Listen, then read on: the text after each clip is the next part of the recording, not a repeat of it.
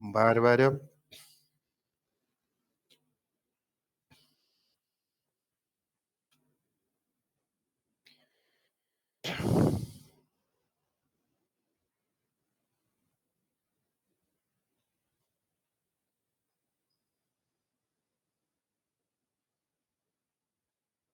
Buenas noches, Jesús. Muy bien.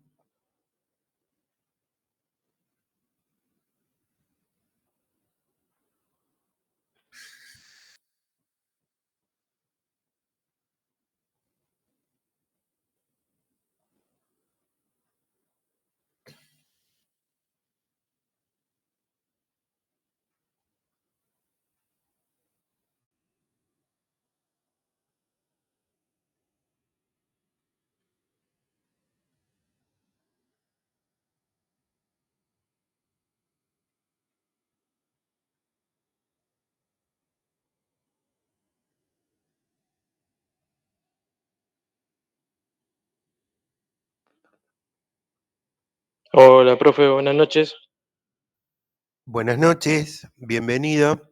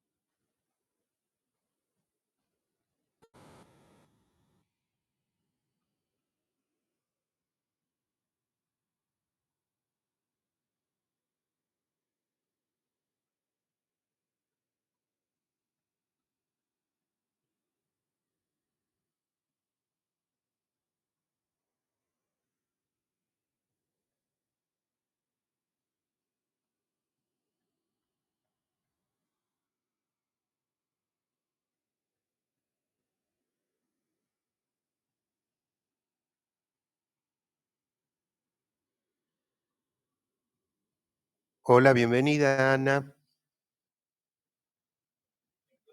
Buenas noches.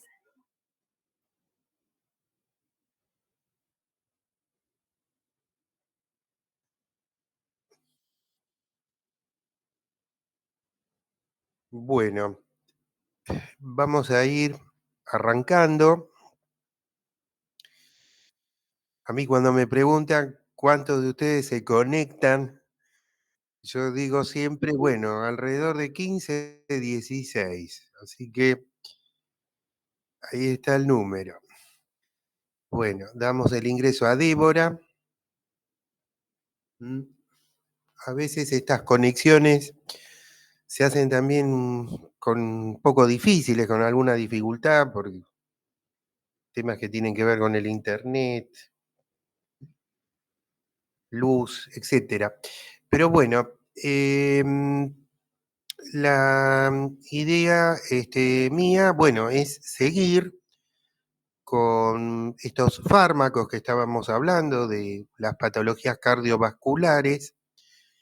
Eh, También les quiero comentar algo que me pasó la información Norma este martes, bueno, que tiene que ver con el tema de este espacio, se llama EDI, y es un espacio que, averiguándolo, digamos, en La Plata, no cuenta con evaluación. Así que yo primero tenía otro tipo de información, por eso se lo pasé, pero la última que me comentaron es esa. Así que bueno, es un espacio en donde podemos desarrollar más tranquilamente todo proceso de aprendizaje, que espero que les sea para ustedes provechoso. Esto por un lado. Por el otro, y yo estoy organizando, a ver, admitir a todos, disculpen, ¿eh? Hola David, ¿cómo estás? Em, bueno, entonces, la idea, bueno, eh, charlando que tuve es que, bueno, estos encuentros en principio salvo que surja alguna otra indicación que evidentemente yo se los voy a decir. Bueno, se van a desarrollar en forma virtual, que creo que, bueno, puede resultar por ahí una ventaja también para ustedes el hecho de poder tener esta modalidad. Ahora, más allá de este material que estoy preparando, que inclusive es un material que les va a servir para una materia que ustedes tienen uso de los medicamentos en el próximo cuatrimestre. La propuesta es, de vuelta, ustedes lo piensan, me escriben obviamente con anticipación, así yo voy armando los temas. Si algún tema de los que hemos visto o aún de los que vieron por ahí con la profesora Paula de anatomía, de biología, les haya quedado, qué sé yo, por ejemplo, por ahí es dificultoso medio interno, no sé, o pH, no sé, alguna cosa u otra que les haya quedado en el tintero, me lo hacen saber y hacemos alguna programación de refuerzo. ¿Eh? ¿Sí? Eso piénsenlo. Yo, mientras ustedes piensan eso, me pareció muy provechoso poder aprovechar este espacio hasta lo que queda de fin de año para, bueno, charlarle de aspectos que tienen muchísimo que ver con la carrera que ustedes eligieron. Pero también tengan en cuenta que se puede organizar algún encuentro con alguno de los temas que vieron conmigo o que por ahí vieron con la doctora Paula, que tienen que ver con la parte de anatomía, biología. Bueno, no hay ningún problema. Yo estoy justamente para poder ayudarlos al respecto. Y con respecto a estos temas que estamos viendo ahora, bueno, les comento que, bueno, son temas que van a tener, reitero, una materia el año que viene que es nuevamente usos de medicamentos. Por supuesto que hay muchas relacionadas con esas porque tienen que ver con la estructura de la carrera del técnico en farmacia hospitalaria. Entonces, así que todo esto que vemos, bueno, va a ser obviamente, si Dios quiere, muy provechoso para el próximo año. Y mientras tanto, bueno, ustedes van incorporando conocimientos que en el manejo tanto de la atención farmacéutica, que puede ser en hospitales, en salas o en otros servicios farmacéuticos, bueno, es de bastante importancia. Yo los otros días tuve un pasaje fugaz el último martes en la escuela por un tema de tipo administrativo, bueno, y me crucé con el docente de ustedes de, que les da la parte legal de leyes y todo. Estuvimos hablando un poquitito.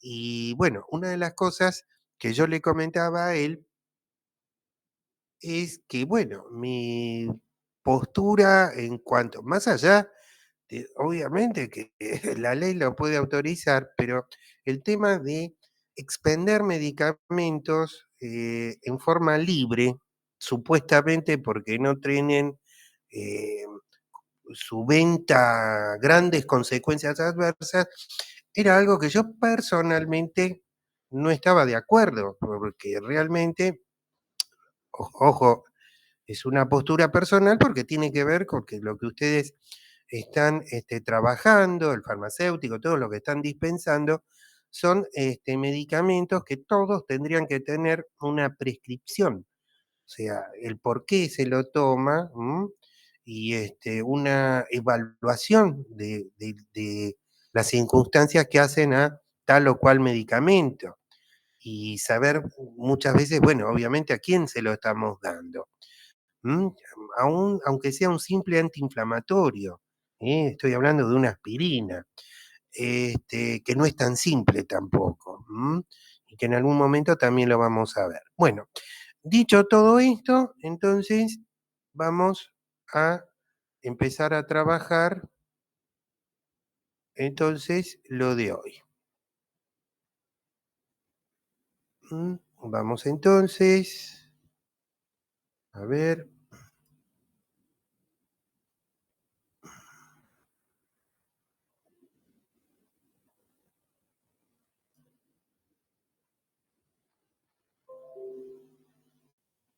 Alguien quiere reunirse.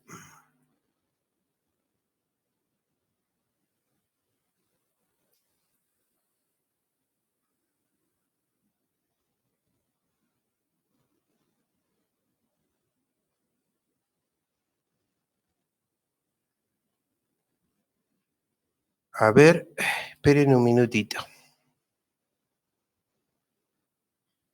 Hola Mariana, buenas noches.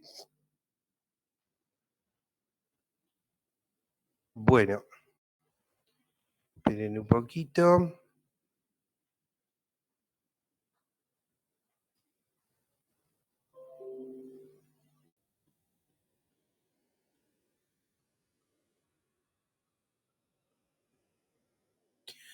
Bueno, ¿alcanzan a ver? Hola, Sí, profe, se ve. ¿te ve? Muy bien. Bueno, entonces estamos viendo la parte de farmacología cardiovascular y yo en el último encuentro estuvimos viendo algo de patologías. ¿M? Y especialmente la patología cardiovascular. Yo ahora lo que quiero volver es justamente al tema que tiene que ver con la farmacología cardiovascular. O sea, dejamos un poquitito todo lo que estábamos viendo de hipertensión, cardiopatía isquémica, lo que estábamos viendo de factores de riesgo, y quiero volver, de vuelta hago un salto a de qué manera, utilizando fármacos, se puede trabajar sobre esas enfermedades. Bueno, habíamos visto, ¿se acuerdan los diuréticos, hipertensión arterial? Bien, todo lo que eran las tiazidas, bueno, todo este material ustedes cuentan. Los efectos adversos.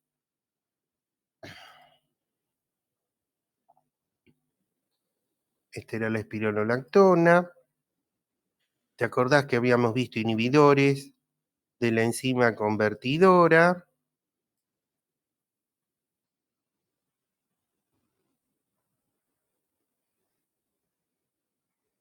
Y habíamos en una oportunidad dejado acá.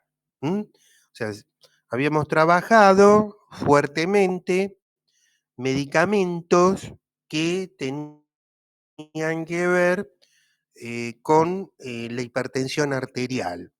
Y después de haber visto medicamentos contra la hipertensión arterial, yo les había pasado un material donde se hablaba de las coronariopatías, cardiopatías isquémicas y los principales problemas que había en este tipo de patologías. O sea, ese material, ese power lo tiene. Bueno, entonces, teniendo una idea de esto, nosotros ahora vamos a avanzar un poquitito más y vamos a ver medicamentos que se pueden usar en la hipertensión arterial y también que pueden favorecer el tratamiento dentro de lo que son las cardiopatías isquémicas, porque el tema es que en muchas ocasiones el problema de la coronario y el problema de las cardiopatías isquémicas está muy enlazado, entreverado con la hipertensión arterial, que te acordás, era también un factor de riesgo.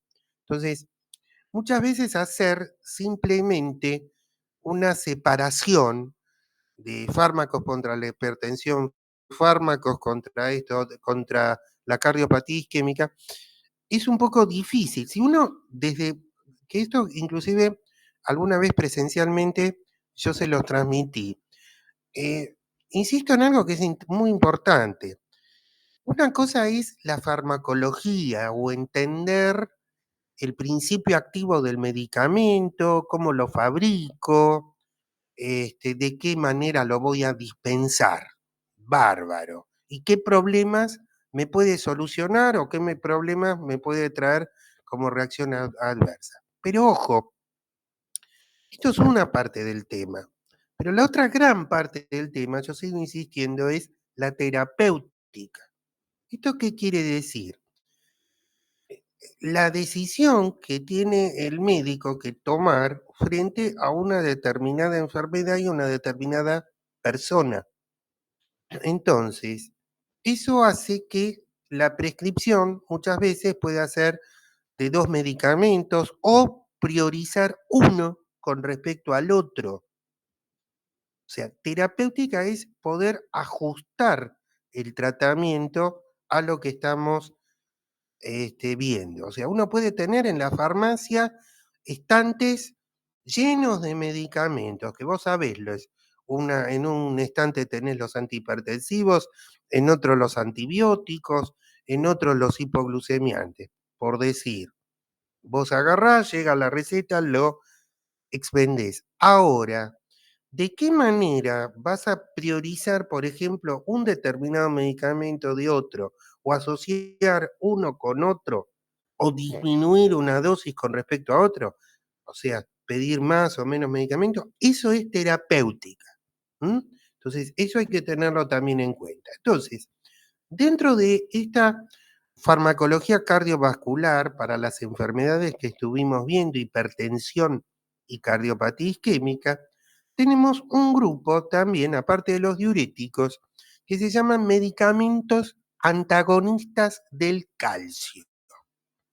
¿Qué quiere decir esto de antagonistas del calcio? Decir antagonistas del calcio significa medicamentos que van a actuar sobre la contracción muscular. O sea, vos fíjate que acá tenés una diferencia con respecto a los diuréticos. O sea, habíamos visto que el sitio de acción de los diuréticos en forma general era a nivel de los túbulos renales. Acá tenemos antagonistas del calcio. Antagonistas del calcio es un grupo de medicamentos que van a actuar, antagonista quiere decir lo contrario, que van a hacer un efecto contrario a lo que puede llegar a generar el calcio, y que van a directamente actuar sobre la contracción muscular, porque no nos olvidemos que el músculo cardíaco es un músculo también del tipo de los músculos estriados, pero a diferencia de, por ejemplo, un músculo esquelético, por ejemplo, por decir un bíceps, habrán escuchado hablar, un tríceps, cuádriceps. La diferencia está que el músculo cardíaco es un músculo que cuenta, como vimos en la fisiología, con un automatismo que hace que tenga que trabajar en un ciclo cardíaco las 24 horas del día. Pero ¿qué pasa? Para que pueda contraerse y relajarse, que acá te acordás, contracción es eyección, es sístole, relajación es diástole. Para que se pueda producir esto, necesita, por un lado, un sistema nervioso neurovegetativo, o sea, el sistema nervioso simpático y parasimpático, que, o en el caso del parasimpático, reduzca la frecuencia de ese automatismo, o en caso del simpático que lo aumenta, lo acelera. ¿Está? Entonces, que por ejemplo, cuando son frecuencias cardíacas mayores de 100 se llaman taquicardia, y cuando son frecuencias cardíacas menores de 60 ciclos por minuto, se lo llama bradicardia. Entonces, para que se produzca esto, tiene que haber un sistema nervioso autónomo que inerve a ese corazón durante las 24 horas un sistema que vimos llamado marcapaso, que es un sistema de conducción interna que va transmitiendo el impulso cardíaco a lo largo de todas las cavidades cardíacas, o sea, el famoso, digamos, tejido excitoconductor, miocardio excitoconductor y el miocardio contráctil.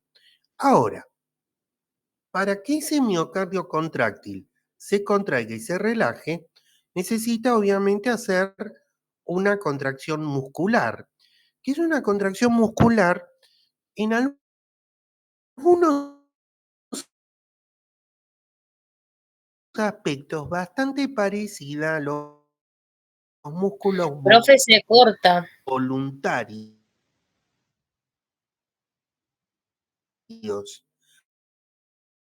Profe, se le cortó justo en el momento que estaba explicando. Pero que tiene algunas diferencias. Profe, se le corta el audio. Pero el calcio juega un papel muy importante. ¿Se corta? ¿Ahora me escuchan? A ver, esperen. ¿Ahora se escucha? Esperen. Vamos a ver. Se corta el audio, esperen. Hola, ¿ahora se escucha? Hola. Sí, Sí, profe. recién cuando empezó a hablar ¿Ahora con se escucha? respecto, cuando empezó a hablar con ¿Ahora respecto se al escucha? marcapasos, profe, ¿me escucha Bueno, usted? ¿ahora Sí, se profe, se escucha? escucha. Chicos, ¿Me bueno, escucha usted? sí, yo te escucho perfectamente. Los escucho a Desde que, todos. desde que empezó a hablar con respecto al marcapasos, se cortó todo el audio. Bueno, volvemos. Bueno, ahí va. Vamos a de vuelta. Estábamos hablando del sistema. Cualquier cosita me avisan si no me llegan a escuchar, por favor. Les agradezco. Estábamos hablando entonces del sistema de conducción. Entonces, como nosotros tenemos que hablar de de unos medicamentos que son antagonistas del calcio, medicamentos antagonistas del calcio, yo lo que les estaba contando es que el corazón, aparte de tener una inervación, o sea, una llegada del sistema nervioso simpático y del sistema nervioso parasimpático, tiene también internamente un sistema de conducción. Ese sistema de conducción está representado por una estructura que se la puede llamar también marcapaso. ¿Mm? Marcapaso significa lo mismo que dice la palabra, marcar el paso. ¿Esto qué significa? Que cuando llega, supongamos, un impulso del sistema nervioso neurovegetativo, supongamos que una persona está sentada y de pronto tiene que levantarse y tiene que salir corriendo a un determinado lugar, ¿no? Bueno, entonces, ¿qué va a pasar? Una de las cosas que nos va a pasar es un aumento de la cantidad de ciclos cardíacos, frecuencia cardíaca, cosa que nosotros no la podemos dominar con la voluntad. Entonces, esa frecuencia cardíaca que aumenta, va a aumentar, estoy hablando fisiológicamente, para después entender lo patológico. Esa frecuencia cardíaca que va a aumentar, porque yo pasé de una situación de reposo a una situación que tuve que correr, y eso es para poder mejorar el consumo de oxígeno dentro de los tejidos, va a poder ser regulada, por un lado, por el sistema nervioso simpático, la adrenalina.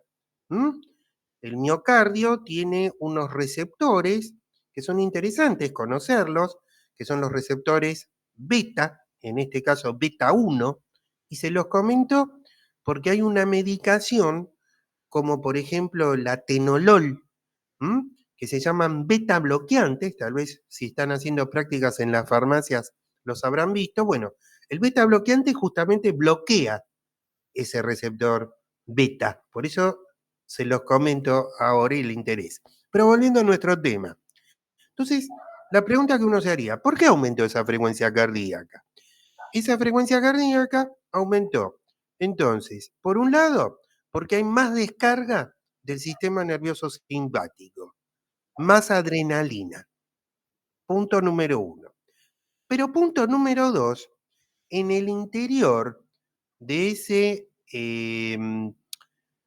del músculo cardíaco, hay un miocardio que lo habíamos estudiado como miocardio excitoconductor.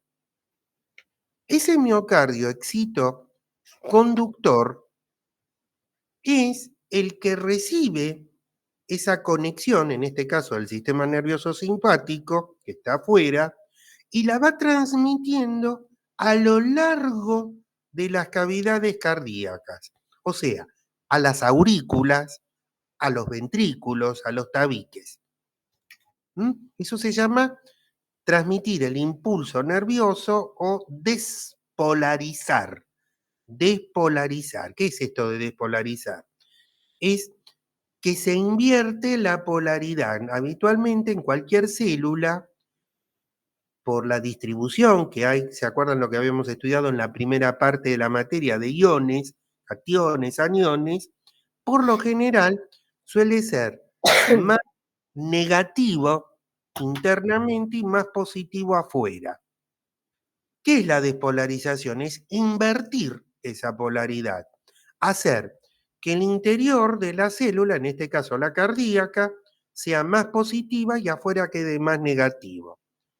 Entonces, eso me genera el impulso, como si fuera una electricidad que me va llegando a cada una de las cavidades. ¿Cómo yo lo puedo poner en evidencia? Bueno, con lo que ustedes por ahí ven, o después se los voy a mostrar, el Power, las ondas del electrocardiograma. Cuando uno ve un electrocardiograma, esas ondas que salen en el electrocardiograma, ese registro eléctrico, a mí me está indicando el funcionamiento normal, o podrá ser anormal, de ese miocardio excitoconductor. Quiere decir que yo ese miocardio excitoconductor, que eso les estaba diciendo antes de ese cortecito, ese miocardio excitoconductor, yo no lo puedo ver macroscópicamente. O sea, no puedo hacer una tomografía, una ecografía para verlo, o una cirugía. Pero está adentro, no se lo puede ver macroscópicamente, pero está, y lo puedo sí visualizar haciendo un registro eléctrico. Por ejemplo, un electrocardiograma, una prueba ergométrica de esfuerzo, etcétera, etcétera. Entonces, esto que yo les estoy indicando es la gran diferencia que tiene el músculo cardíaco con otros músculos de lo que nosotros llamamos de la economía, por ejemplo, un bíceps, un cuádriceps, los que nos permiten a nosotros movilizarnos. A ver, ¿alguien quiere entrar? Muy bien. Hola Jimena, buenas noches. Ximena. Buenas Entonces, noches, profe. Perdón por la hora. no, por favor, bienvenido. Aparte, bárbaro, ¿eh? Yo ya está, ya puedo decir que estuvieron los 15, 16 que siempre digo, así que vino bárbaro. Bueno, ¿cómo es el asunto? El asunto es el siguiente, entonces, vos lo que tenés es un miocardio excitoconductor que vos lo podés llegar a ver a través del registro eléctrico. ¿Está? A eso quería ir. Entonces, ¿pero por qué esto es importante? Porque antes que se produzca la sístole o aún la diástole, tiene que primero haber, en condiciones normales, un registro eléctrico. Insisto en esto, para que la ¿Vos que cosa, no? bueno, para que haya para que haya un movimiento cardíaco, primero tiene que haber un registro eléctrico previo. O sea, primero tiene que aparecer, para hacerlo sencillo, la onda del electrocardiograma y después viene la contracción mecánica. Nunca puede haber un registro, una actividad mecánica si previamente no hubo una eléctrica. Si esto no ocurre así, tenemos patologías, por ejemplo, que se llaman arritmias, que hay medicamentos también que se pueden usar. Entonces, vamos hasta ahí. Hasta ahí lo que les estoy explicando, ¿se entiende? Entonces yo avanzo, si se entiende, avanzo. Sí, Sí, profe. profe. ¿Quedó más clarito a Sí, todos y profe. todas? Bueno, bárbaro. Entonces, siempre, aunque vayamos más despacito, no importa, basta que se pueda entender bien, pero siempre también entender el por qué les estoy tratando de transmitir estas cosas. Yo les trato de transmitir estas cosas para que ustedes tengan después una idea de si les piden o tienen que expender un medicamento para un problema cardiológico, sobre qué cosas ese medicamento trabaja y qué efectos adversos esto puede llegar a producir. De ahí vamos la cosa. Siempre les comento, es muy difícil de poder entender la parte farmacológica si uno no previamente no hace un pequeño resumen anatomo-fisiológico, no conoce la enfermedad y después ahí vamos a la parte farmacológica. ¿Está? Entonces, volviendo a nuestro tema de antagonistas que aparecen del calcio, como otro grupo de medicamentos distintos a los diuréticos para tratar estas enfermedades de hipertensión arterial o tratar las enfermedades que tienen que ver con la cardiopatía isquémica. ¿Por qué antagonistas del calcio? Esa sería la pregunta. ¿Por qué tenemos que tener o se fabricaron medicamentos antagonistas del calcio? Y acá va el tema. En la contracción muscular, y volviendo al músculo cardíaco, que es al que a nosotros nos interesa, el calcio juega un papel muy importante.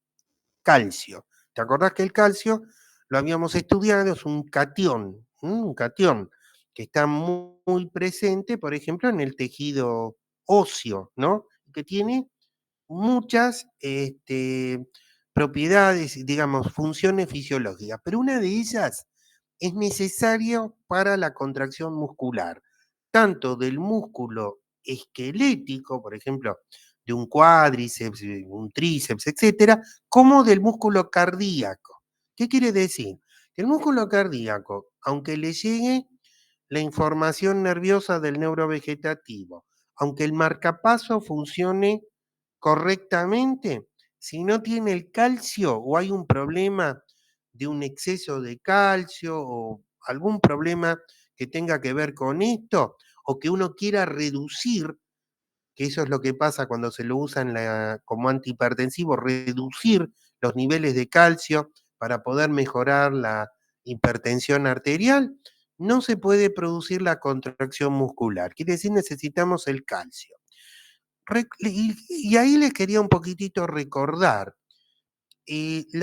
cuando se produce la contracción muscular, hay una serie de proteínas que actúan en esa contracción muscular. Proteínas que yo, para resumirles, algunas de ellas se llaman miofilamentos gruesos y otros más finos. Las principales proteínas que intervienen se llaman actina, miosina, troponina y tropomiosina. De vuelta, actina, miosina,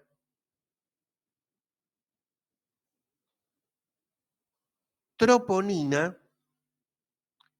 y tropomiosina. Bueno, yo en este encuentro que tenemos, quiero evitar un poquitito hablar de lo que es la contracción muscular. Por ahí, dentro de algún otro encuentro lo podemos organizar porque realmente tiene su complejidad. Pero acá a mí lo que me interesa es comentarles que de todas esas proteínas que les nombré, e insisto, de vuelta, actina, miosina, tropomiosina y troponina, esta última, la troponina, tiene un sitio dentro de su estructura en donde donde el calcio puede depositarse. Tiene un sitio donde el calcio se puede depositar.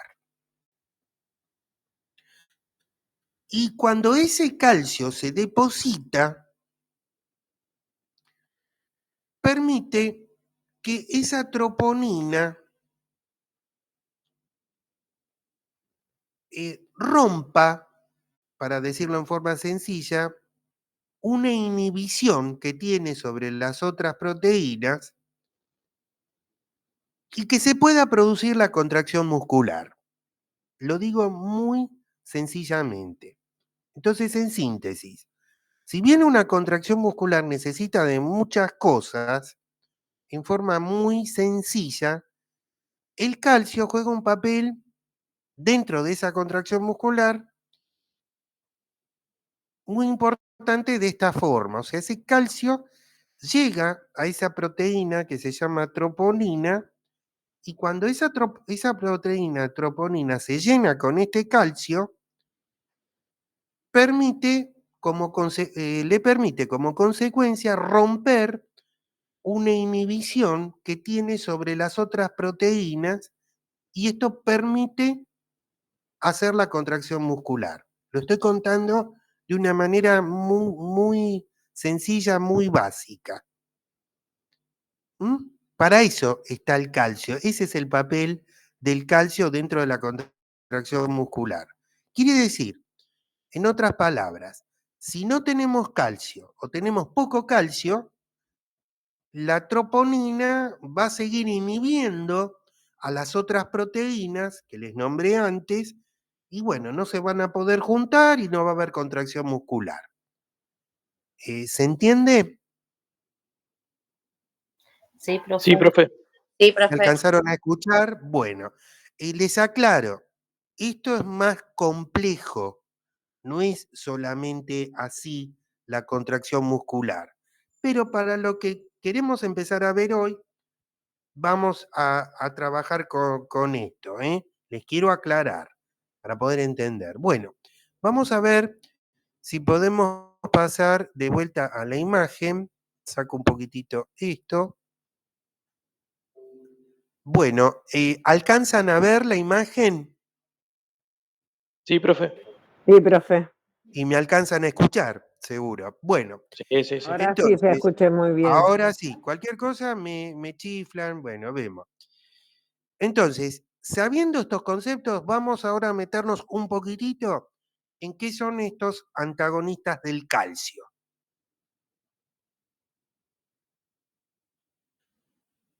Dentro de estas drogas vamos a tener estas. La más antigua de todas estas es la nifedipina, que se lo vendía puede haber diferentes nombres, pero un nombre comercial muy habitual en la nifedipina era la Adalat. Adalat. Después, otra de esas drogas es el diltiazem y otra de esas drogas es el verapamilo. ¿Qué es lo que hacen? Suprimen la entrada de calcio al unirse a canales lentos de calcio, tanto en el corazón como en vasos coronarios y periféricos. Bueno, ¿qué es esto de canales lentos? Canales lentos, dejando Perdón, la palabra, profesor. ¿sí? ¿Suprime qué?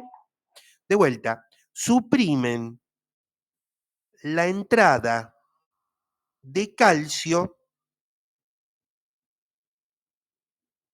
al unirse a canales lentos de calcio. ¿Qué quiere decir esto de canales lentos de calcio? Bueno, ustedes traten de imaginarse una célula de un músculo cardíaco que para que el calcio, nosotros estudiamos el calcio, que digamos se concentra básicamente más en la sangre, en el extracelular. Entonces, ese calcio, salvo en un tejido como el óseo, que obviamente es intracelular, ese calcio para entrar en el interior de la fibra cardíaca y llegar a esa troponina, tiene que entrar siguiendo una ruta, no puede entrar por cualquier lugar de la célula. Esos son los canales. Entonces, si nosotros queremos que por las patologías que estamos viendo, reducir la contractibilidad cardíaca y provocar una disminución de la resistencia vascular periférica, estos medicamentos lo pueden hacer. ¿Por qué? Porque al bloquear la entrada de calcio, va a haber tanto menos calcio en el corazón como en los vasos coronarios y periféricos, y por lo tanto no se van a poder contraer. Y uno diría lo siguiente, ¿qué beneficio esto a mí me trae?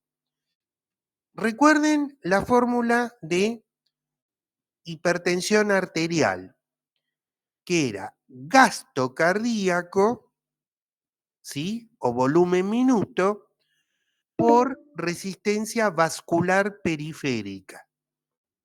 Entonces, si nosotros vamos a reducir la contractilidad del corazón porque no entra tanto calcio, pero a su vez en los vasos periféricos, en las pequeñas arteriolas, que te acordás que tienen también un pequeño musculito, un musculito liso. ¿Mm? Ese musculito liso cuando se cierra, vasoconstricción. Cuando se relaja, vasodilatación. Entonces, ¿qué es lo que tenemos que tener en cuenta? Que si yo voy a tener menos calcio, tanto a nivel coronario, como a nivel de esos vasos sanguíneos, porque está bloqueada su entrada, es como que te ponen una llave afuera y no te dejan pasar el calcio. Entonces, ¿qué eso va a pasar? Va a reducir la resistencia vascular periférica. ¿Por qué va a reducir la resistencia vascular periférica? Recordá que la resistencia vascular periférica era la dificultad que tiene la sangre para pasar a los tejidos por los pequeños vasos sanguíneos. Entonces, si tensión arterial, la fórmula es volumen minuto por resistencia vascular periférica, y yo reduzco la resistencia vascular periférica, ¿qué es lo que va a pasar? La tensión arterial se tendría que reducir. ¿Me explico? Sí, profe. Bien. ¿Se entiende por qué entonces? Insisto en algo que también es muy importante. Para poder entender estos temas, tengan también siempre a mano la parte de fisiología. Entonces se entiende bastante bien. Bueno, esto es lo que hacen este tipo de drogas. Tienen una vida media que es corta, o sea, pueden ser entre 5 o 6 horas. Y entonces, ¿qué es lo que hacen los antagonistas estos del calcio? Reducen, por un lado, la precarga, la presión venosa. ¿Te acordás que nosotros habíamos visto que los factores que regulaban el gasto cardíaco? Acordémonos, gasto cardíaco o volumen minuto es igual. Estamos haciendo, en honor a esta materia, un repaso a volumen sistólico por frecuencia cardíaca. ¿Te acordás? Bueno, entonces, ¿qué pasa? La precarga eran todos aquellos factores que estaban vinculados a la llegada de la sangre al corazón. Entonces, este tipo de medicamentos reducen la presión venosa, o sea, actúan también sobre el retorno venoso, indirectamente, ¿no? Al haber vasodilatación arterial. Reducen la tensión arteriolar. La tensión arteriolar tiene que ver con la poscarga, o sea, con lo que puede expulsar el corazón, los ventrículos. Y por supuesto reducen el consumo de oxígeno. ¿Por qué? Porque al ver una menor necesidad de generar mayor tensión arterial, va a haber también una reducción de la cantidad de oxígeno que tiene que consumir cada una de las células. Quiere decir que los antagonistas cálcicos reducen la presión venosa, reducen la tensión arterial por mecanismo de poscarga y reducen el consumo de oxígeno. Bueno, ¿cuáles son los efectos que pueden producir reacciones adversas medicamentosas? Era lo que yo les decía. Todo medicamento necesita una prescripción para poder entenderse bien qué es lo que puede producir. Bueno, pueden producir mareo e hipotensión. Especialmente es una hipotensión cuando la persona se pone de pie. Eso se llama hipotensión ortostática. Cuando la persona se pone de pie, y ustedes dirán, ¿pero por qué se nota más cuando se pone de pie? No te olvides que cuando vos te pones de pie, a diferencia de cuando estás sentado, aún fisiológicamente es mucho más complicado ese retorno venoso. ¿Sí? Entonces es más complicado cuando estamos en altura, porque tiene que vencer todo lo que es la circulación que viene de los miembros inferiores, tiene que fundamentalmente vencer la acción de la gravedad. Producen fatiga, cefalea, dolor de cabeza muy importante. Bien, estos vasodilatadores directos yo los dejo. No los trataríamos en esta clase. ¿Por qué? Porque no son de pronto medicamentos de primera línea. Si vienen en una farmacia hospitalaria, estos los pueden también ver, pero son drogas que se tienen que administrar en forma endovenosa. Son para emergencias hipertensivas. Son también vasodilatadores directos, relajan el músculo liso vascular y disminuyen la resistencia y la tensión arterial.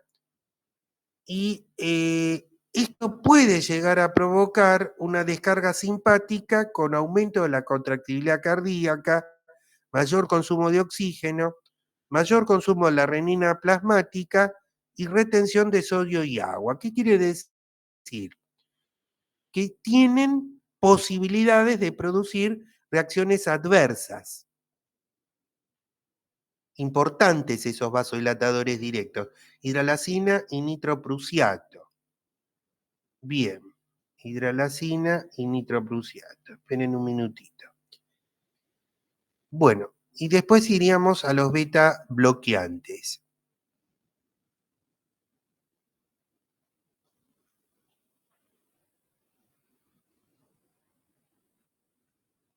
Bueno, ¿se está comprendiendo lo que estoy diciendo? ¿Alguna pregunta que me quieran hacer? Sí, profe, se entendió. ¿Se entendió?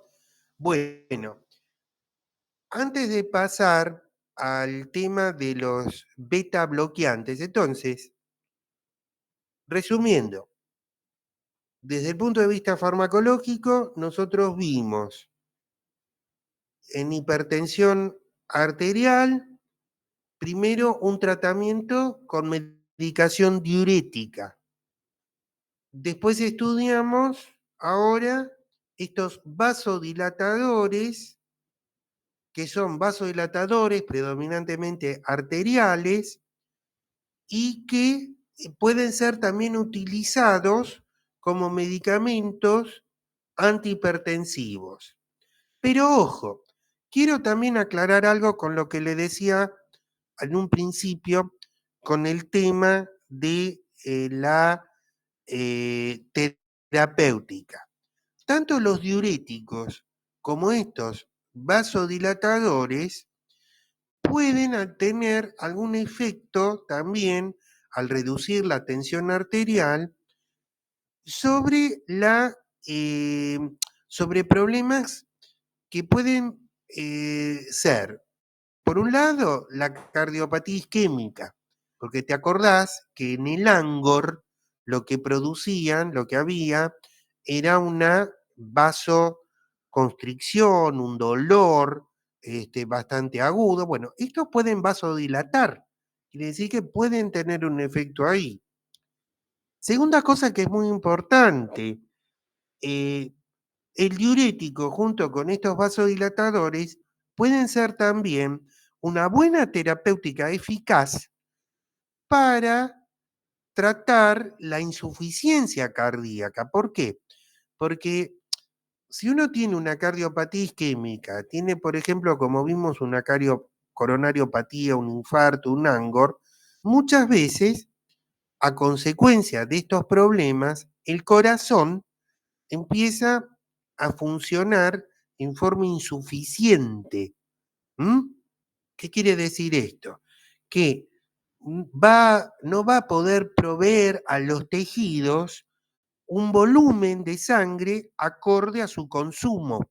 Eso se llama insuficiencia cardíaca. Esa insuficiencia cardíaca, que puede traer fatiga, disnea, que hay de diferentes grados, puede justamente una manera de poder mejorarla es haciendo una asociación entre estos diuréticos y estos vasodilatadores. Así que la idea es no encerrarse dentro digamos, de un determinado grupo. Bueno, y el otro grupito que lo voy un poquitito a comentar es el de los beta bloqueantes. Beta bloqueantes. Estos beta bloqueantes son antagonistas competitivos, cardioselectivos, en general beta 1 y no selectivos beta 1 y 2. ¿Qué quiere decir? Que en general son medicamentos que van a bloquear a los receptores beta del músculo cardíaco. ¿Te acordás que yo te había dicho que el corazón tenía unos receptores, que eran los receptores beta, que al actuar el sistema nervioso simpático podían producir un aumento de la frecuencia cardíaca? Bueno, estos beta bloqueantes bloquean justamente la acción de esa adrenalina en el corazón. O sea, la bloquean. Son antagonistas. se unen al receptor beta y es como que lo engañan. O sea, compiten con la adrenalina y la desalojan. ¿Sí? Es como si uno, por ejemplo, subiría a un montón de gente subiría a un colectivo y para hacerse lugar sacan de cuajo a los que están ahí sentados. Eso es un antagonismo de tipo competitivo. ¿Sí? Antagonistas competitivos quiere decir que compiten por el mismo receptor. Y si vos, por ejemplo, das medicamentos beta bloqueantes a una determinada dosis, van a competir de una forma tal que no van a dejar actuar a la adrenalina. Eso es lo que hace entonces un beta bloqueante. Bien, ¿sí? Bueno, yo en estos momentos, bueno, tengo acá ya un tiempo límite de la llamada. Lo que les quería comentar, que bueno, vamos a seguir, digamos, con este tipo de clases. No tengo ninguna otra referencia, que siempre vamos a hacer por ahora así, de tipo virtual. Profe, ¿no va a tomar examen entonces? ¿Ni No, trabajo, nada? no, Yara, no, Angie, no. Bueno, profe. No, porque yo les comentaba, recibí una indicación que para este EDI no hace falta tomar examen. Eso es lo que me dijo Normita el último martes. Así que bueno, que ella averiguó en La Plata. Así que bueno, es una muy buena oportunidad de estar tranquilos y de no estar tensos por un tema de un examen y de poder aprender y de poder sacar las cosas. Bueno, chicos, me despido de ustedes. Muchísimas gracias por la participación y nos vemos la semana que viene por este mismo espacio. Chau, buen fin de. Buenas noches, profe. Buen fin de. Chao, profe. Buenas noches, profe. Buen fin de-